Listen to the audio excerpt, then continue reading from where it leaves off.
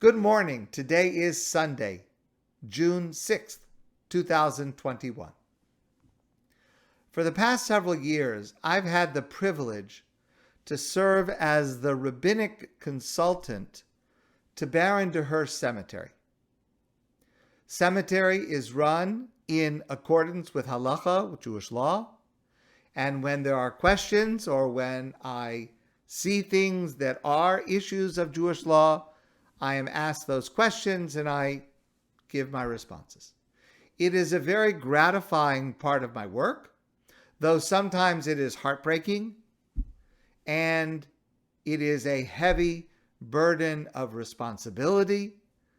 The questions that come up can be very, very serious. They can be very emotional, very complex, and they can also be very interesting, especially when an issue comes up I had never even considered or never even heard of. For example, a while ago, I was asked the following question. There are a few places in Baron de Hirsch Cemetery that are empty. But someone raised the question, Baron de Hirsch Cemetery is very old. It goes back many, many decades. Someone raised the question, what if possibly someone is buried in a space, but for some reason it was never marked, and we would only find out about it when we're about to bury someone there? That would be a terrible tragedy. That would be a catastrophe. Now, this is an extremely remote possibility, especially as I now know the meticulous record keeping that goes on at Baron de Hirsch.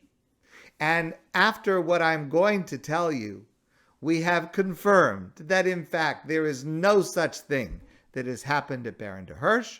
But I was asked the following question: could we use a new non-invasive technology to check? And that technology is called ground penetration radar, GPR. It's something like a portable metal detector. Not exactly, but you get the idea. But when it is used by experts, it can detect the presence of a body buried below the ground, and then you'd have to decide what you were going to do about it. So my answer to that question was, sure, there's no problem with that. It doesn't involve disturbing a grave. It's done only on top of the grave. And the ultimate purpose of this activity was for the goal of kavod hames, to show honor to those who have passed away, which is a fundamental Jewish value, and certainly a fundamental Jewish value for the cemetery in general. So there's no problem to use that technology. I never expected to hear about that technology in the context of last week's news.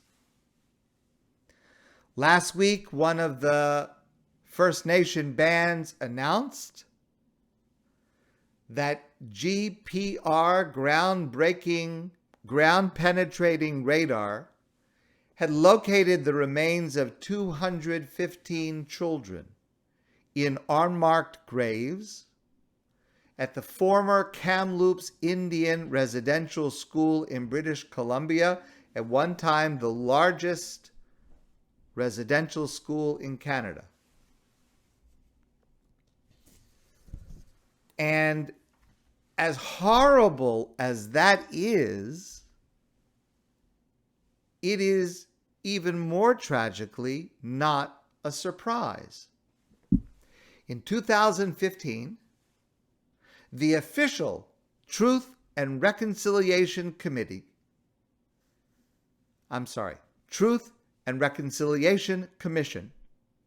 published, among their other findings, an entire volume titled Missing Children and Unmarked Burials.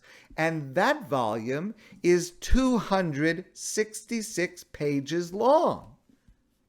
And again, quoting from that official government commission, the most basic questions about missing children: who died?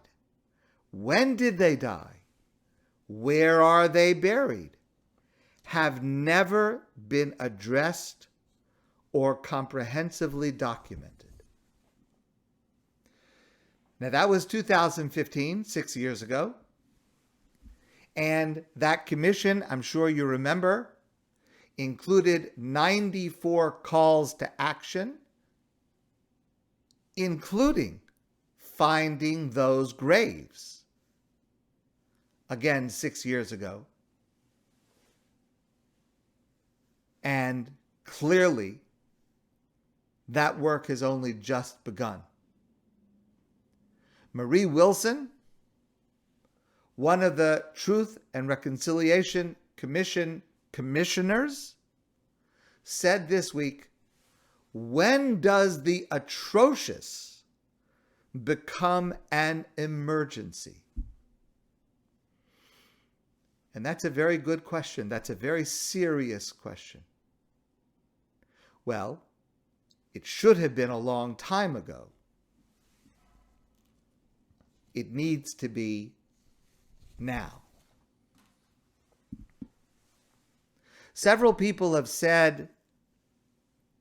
expressed a similar sentiment this week, and that is that the name of this commission in 2015 was very precise: Truth and Reconciliation Commission, because the first step is truth. Without truth, there can be no reconciliation. There must first be truth, and we are still clearly a long way from just the truth, much more so from any kind of realistic and meaningful reconciliation. As Jews, we have a particular basis to cry out in horror, to cry out in shame, and to cry out in support of all First Nations, in advocating for proper treatment for those who died, advocating for the value that we hold so dear, kavod hames, honor and dignity to every single human being who has passed away, which we practice for ourselves and which we are obligated to make sure is practiced for others. We must cry out in advocacy and in support of all those who are grieving now and who will be grieving when they finally receive conclusive information about their loved ones. And we must cry out in advocacy and in action for all of those who continue to be mistreated in so many different ways.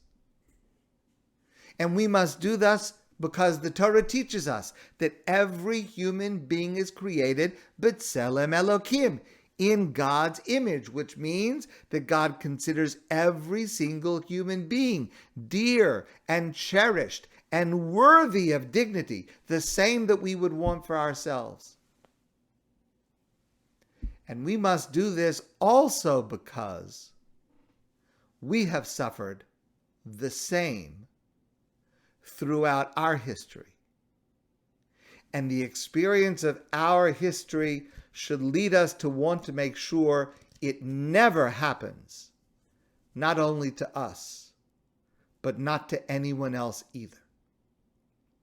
We, among all the groups in Canada, should be among the most vocal and active on this subject.